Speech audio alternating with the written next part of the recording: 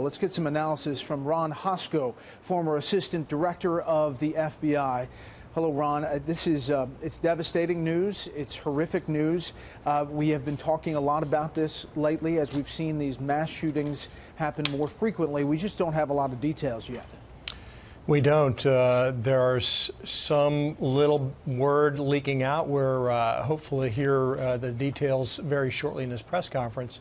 There's some talk that the shooter was white, that there may have been Facebook postings with him holding an AR-15 rifle. That is a ubiquitous weapon that's bought and sold in states across America, so there's nothing particularly shocking about that. You know, I think it's worth noting, Brett, that we're 8 years after the massacre at Fort Hood, and this little Texas town is only about 3 hours from Fort Hood. So is there a military connection? Is there some message in there reflective of the date of this attack? Is it Islamic-inspired extremism? Or is this just somebody who's out of his mind in Texas, you know, with a serious mental health problem that was able to get a gun? You know, we're all eager to learn more about it. And this, you point out about Fort Hood, this is 8 years to the day after Nidal Hasan killed 13 people, wounded some 30 others at Fort Hood, and obviously that later became an inspired attack as we came to know it. We don't know that in this case, as you rightly point out, but it is frustrating for people around the country to look at this and say, what else can be done?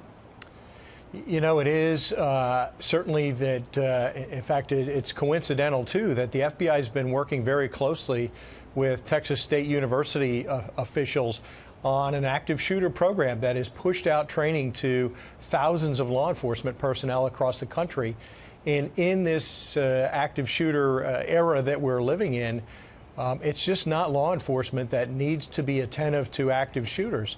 We know that there are crisis plans being put in place in businesses across America, in schools and churches, all looking to refine their responses in an era where this sort of event does happen, and as you mentioned earlier, with increasing frequency. I don't know if there was an active shooter plan in place in this particular church. Of course, you're looking at small town America and you think, well, we don't need it.